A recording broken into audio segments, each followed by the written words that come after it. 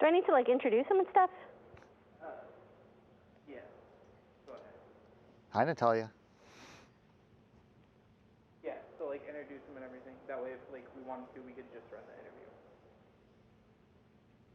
And I think he should be able to hear you now, so if you want to talk to him. Hi, Randy. How are you? I'm doing well, Natalia. I heard you just got off shift, so no rest for the weary, huh? Oh, I am back in the studio, and no, I like it like that. Hustle, hustle. Good. Thanks so much for talking to us. So, are you back on Earth? I am back on Earth. Yeah, unfortunately, the flying in space part's a small part of what we do, but it's a very enjoyable part. But yeah, I'm definitely back on Earth. Okay.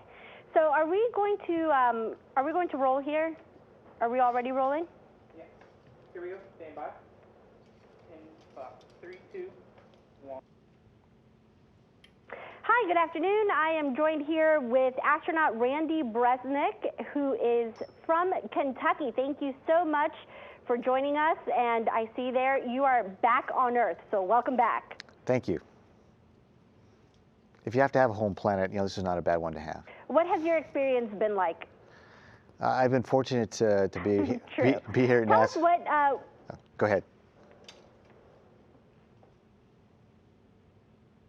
Yeah, I think we're just having a little bit of a delay. Yeah. But yeah, let me just ask you first, what prompted you to want to be an astronaut? Was that a dream of yours since you were little? For me, it was something I was certainly fascinated in. I grew up as we were finishing, well, I was a child as we were finishing up the Apollo moon landings, but I still remember building a Gemini model with Ed White on the tether out during the first American spacewalk with my dad, and painting that and having that on my shelf along with the other airplane models we'd built together. And for me, it was just amazing fascination with it, but I was just a skinny little kid. Born in Kentucky and raised in California, who, I never thought that was possible, but I wanted to fly. And so for me, that was my main driving factor. And I was fortunate enough to get a Marine Corps scholarship out of high school and be able to go to college. And that allowed me to, become an officer and become a pilot in the Marine Corps. And through that, and flying F-18s in the Marine Corps, I got a chance to go to Top Gun and our weapons school and teach other people how to fly and employ the F-18. But then it was like, well, what's next? Okay, well, then I applied to test pilot school and got a chance to go to there and learn about how airplanes work and how we test things and how we link the operators that use it and the program people and the engineers that build it. So that was the neat thing. And then the next thing was, well, what's after that? And so at that point, a friend of mine had gotten selected in 2000, a part of the 2000 class. And I thought, wow, if they'll select him, then maybe I've got a shot. And so I put in my application, and here I am. It was something that fascinated me, but I thought was just so, never possible. But it's also a good example for kids to show that, hey, whatever your dreams are, don't let somebody else tell you that you can't do them, because you never know what's going to be possible. Randy, let me ask you, what have been some of your most favorite experiences as an astronaut? Oh, wow. There've been a lot. Everything from when we're on the ground and we're doing our jobs, because we're here to fulfill the job of either providing crew experience to engineering and programs as we're developing new vehicles. We are here to support the current operations that are going on orbit, whether that was shuttle missions or commercial crew missions or this ISS missions that we've had up there, humans up there continuously for 19 years. That takes quite a few folks to make sure that everything goes smoothly up on orbit for those folks. And so we're attending the meetings, we're taking doing the training, we're evaluating the procedures, we're making sure all the logistics works. And so we are involved with all the folks that do that, providing the crew office opinion. But we also do a lot of outreach, and so that's an enjoyable part too, when I can go out and talk to our future space explorers and kids that are wondering, what should I do? What do I want to pursue and study? Go, well, these are things that we need for space exploration, like the science and the technology and the engineering, the math, all these things that you can get into, and whether or not you're an astronaut or you're the flight surgeon or the engineer that builds the rocket or the folks that actually figure out how to fuel the rocket, all these jobs, the food people that make the different types of food systems, or the psychologists that make sure the astronauts have good mental health. There's a myriad of jobs out there that help us explore space, and there's a place for anyone who's interested. And then obviously the obvious part, but the tiny little part of our job. What was it like the very first time that you were in space and you looked down at the Earth? What was that feeling like? That was pretty humbling. My whole life, the horizon was flat. And we had gone uphill on STS-129 Atlantis. We come uphill about Mach 13, the shuttle rolls upright, and then the satellites can start talking to our antennas instead of ground-based stations. And at that point, I got the chance, the break, as we were accelerating up to Mach 25, to look out the window, and all of a sudden now the horizon's like this. That was just amazing, because when any of us see this, our mind extrapolates how big that circle is. And this Earth that I had spent my whole life on certainly seemed pretty small. And as we went on in that mission, to me, it was just exceptionally humbling to think that everybody I ever knew and every human who's ever existed was down on this little tiny marble that we went around in just 90 minutes. And that we would go around the Earth 16 times in a day. It makes the Earth seem very small, and I'm just a small part of it. And so it was really, you know, an amazing way to kind of look at your home planet, this little spaceship Earth that we're all on, and you know, really be amazed at what a marvel it is here in the middle of our solar system that can sustain life for all of us down here on Earth. Speaking of home, did you ever look out the window and say, look, there's Kentucky, there's where I was born? I certainly flew over it many times, and what I found out quickly, it was really hard to find exact things when you're inside of a landmass. Stuff along the coast is really easy because there's defined features. So there's certainly times I flew over wondering, hey, is that Louisville? You know, is that you know, Ireland Army Hospital there at Fort Knox where I was born? That was certainly you know, one of the things I wondered when we went over. Randy, thank you so much for talking with us. We really appreciate it, and you make us Kentucky proud. So thank you very much. Thank you, Natalia. Have a good day. Take care.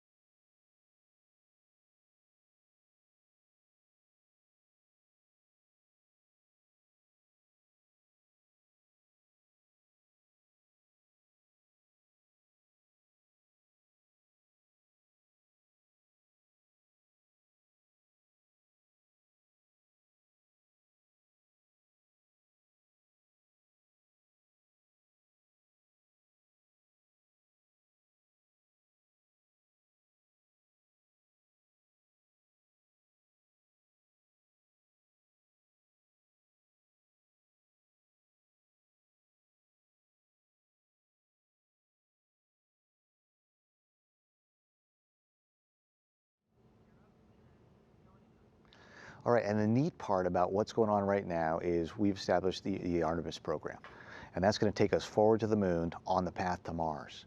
What does that mean? We've got the Orion space vehicle that we've been building that's going to take the crew out of low Earth orbit, fly them to the moon, and dock with the Gateway station there. that'll then allow the Gateway Station to have the lander that's going to land on the lunar surface dock there as well. Will transfer from the Orion through the Gateway onto the lander and actually go down and do the mission on the lunar surface. 2024 is we're going to put the first woman and the next man on the moon with that system. How does those folks get there? Right through Kentucky. We've got the SLS rocket, the most powerful rocket ever built. And we've got suppliers and folks that are in Kentucky. They're supplying parts and technologies that allow the SLS to fly and launch the crew off of Earth. You know, a couple of the companies are doing stuff that's involved with solid rocket motors, the propellants and the glues and the polymers that hold those together. Those are the two big, what look like candlesticks on the side of the SLS rocket. And those things are over 3 million pounds of thrust each. And then that's going to be added to the 4 engines that are on the bottom of the main core stage on the orange tank that's in the middle. And that's what's going to propel the Orion and its service module out of, you know, gravity's clutches to get them up to the speeds that we need to be able to get heading to the moon. And so that's where Kentucky plays its part in our future of our space missions. And we look forward to having more people and companies from Kentucky involved as we go further into the solar system.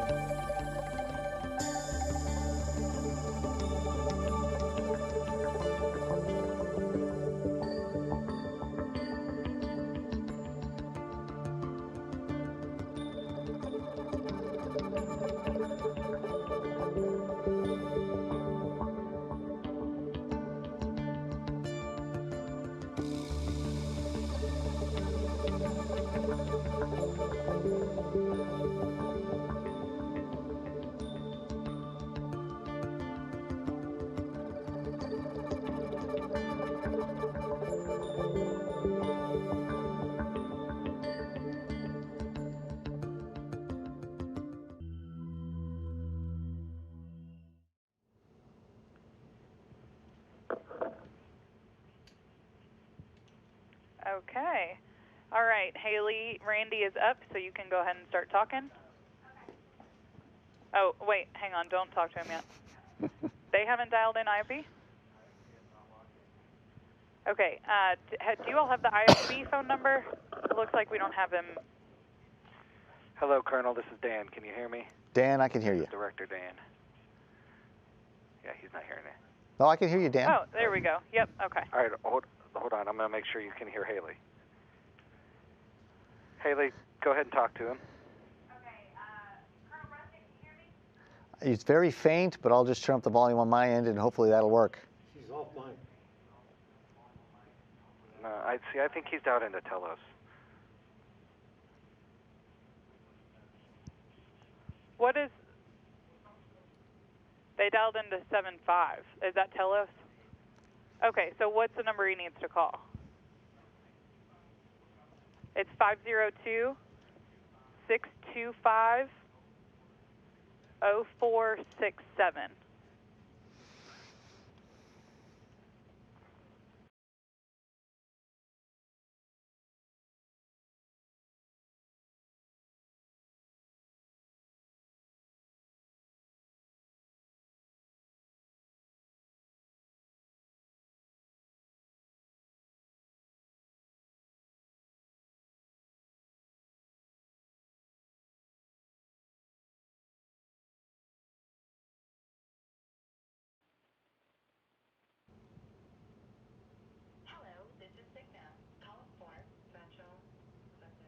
All right, can you hear me a little bit better this time?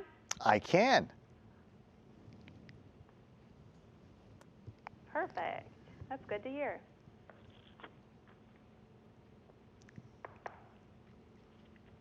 Okay, let's go ahead and kick this bad boy off. All right. So it's not every day that you get an out-of-this-world interview opportunity, but this is our lucky day. Joining me right now, we have former Marine, current astronaut, Colonel Randy Bresnik. Off the top of my head, I feel like I got to ask this question. Everyone's going to want to know, what is it like being in orbit? What it's like being from orbit is amazing. I mean, it really is indescribable, and it is so beautiful, peaceful, amazing, that you wish that everybody could see it, because it changes you and how you feel about, the people that are down there on Spaceship Earth with you, because you go around it every 90 minutes. So in a day, you go around the Earth 16 times. And you're moving at 17,500 miles an hour, and it's just astounding to go over the Earth. And as it moves below you, the colors change, the light changes, the weather changes, so it's never the same Earth that you've passed over at any point. So it's always something new every time. And like I said, if we get everybody up there, then it would be a pretty neat objective.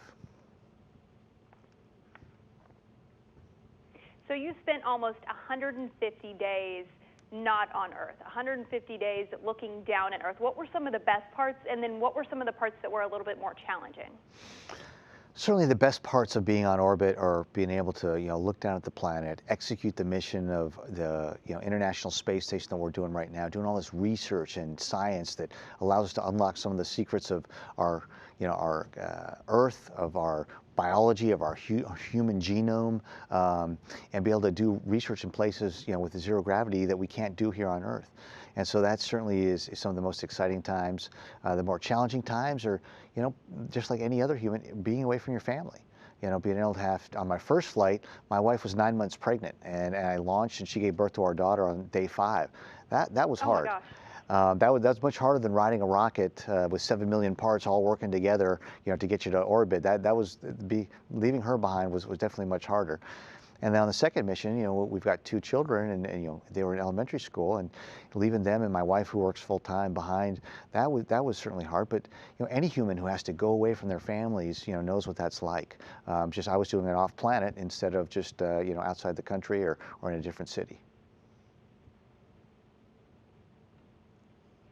Now, in our research, we found that you are technically a Kentuckian, though you didn't spend too much of your time here. So if you wouldn't mind, just kind of tell me a little bit about your memories of Kentucky, if you still have family in Kentucky, or if you ever come back and visit.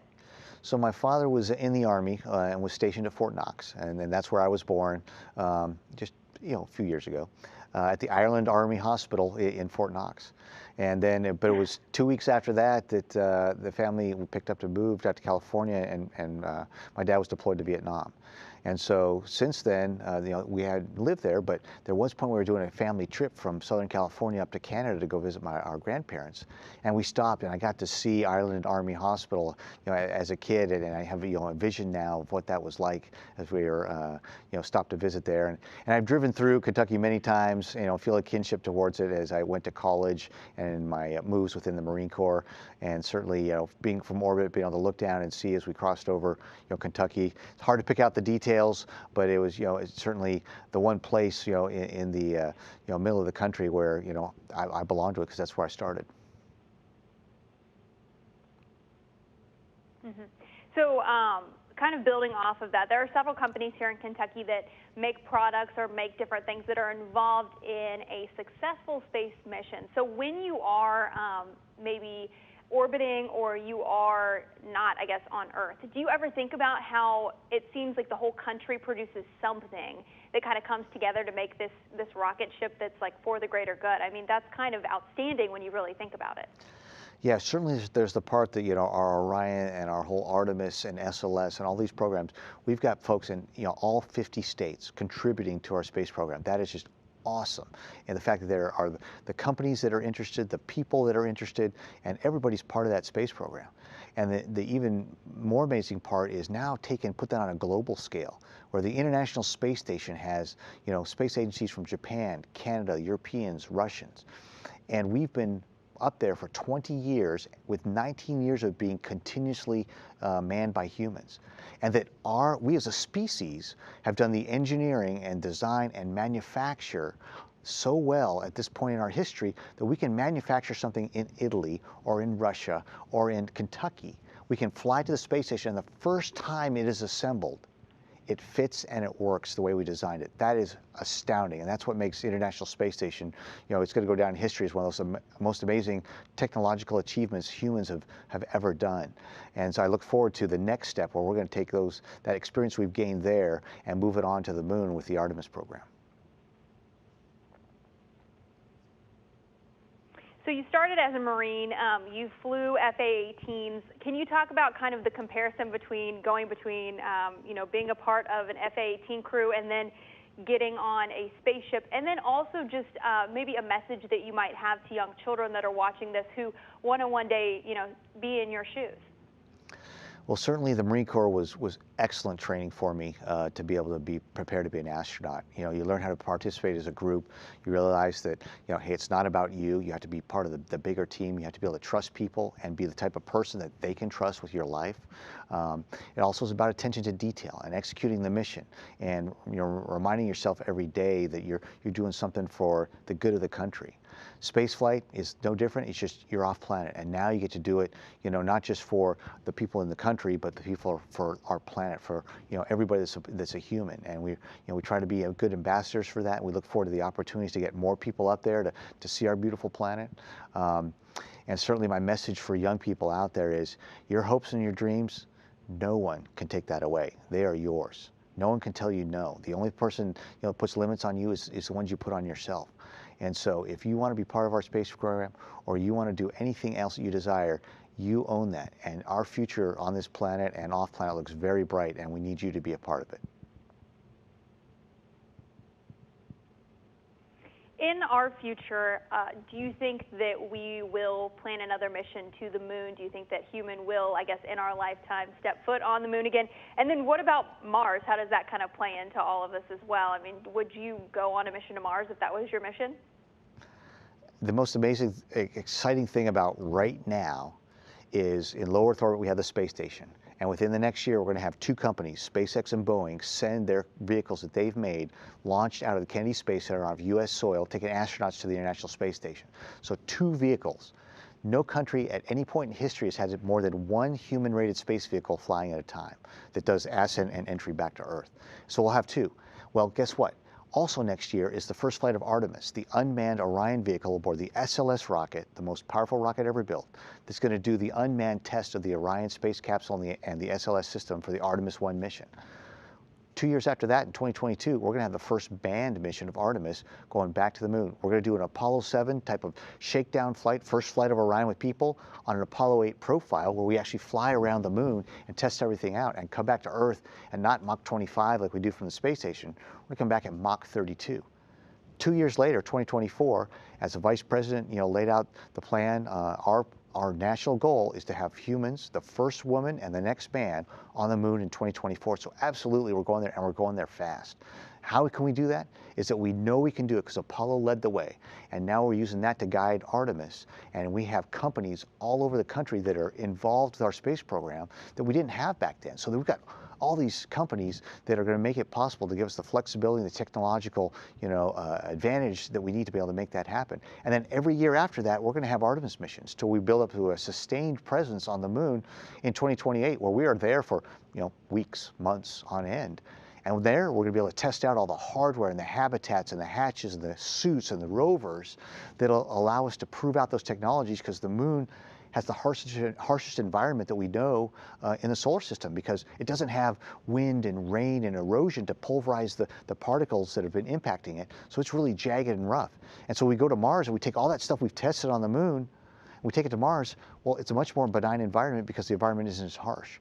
And so it'll just be the fact that we are now a lot farther away, the journey's taken longer, and we're going to be there for a lot longer period that makes it tough going to Mars. And certainly the moon will lead the way to Mars, and we should be there within the next couple decades. Now, really fast before we let you go, I got to ask you one more really important question that I'm sure a lot of our viewers want to know. If you had to choose, would it be the cards or the cats? Would it be the what? The cards or the cats, Louisville or Kentucky? University of Louisville or University of Kentucky? Oh, man. I don't have a good answer for you there. Wildcats. You don't have to choose either. That's totally fine. That's the politically correct way, I guess. Just shoot it down the middle. We like both of them. I hope they both do well, yes. Perfect. Well, thank you so much for joining us. We really appreciate you.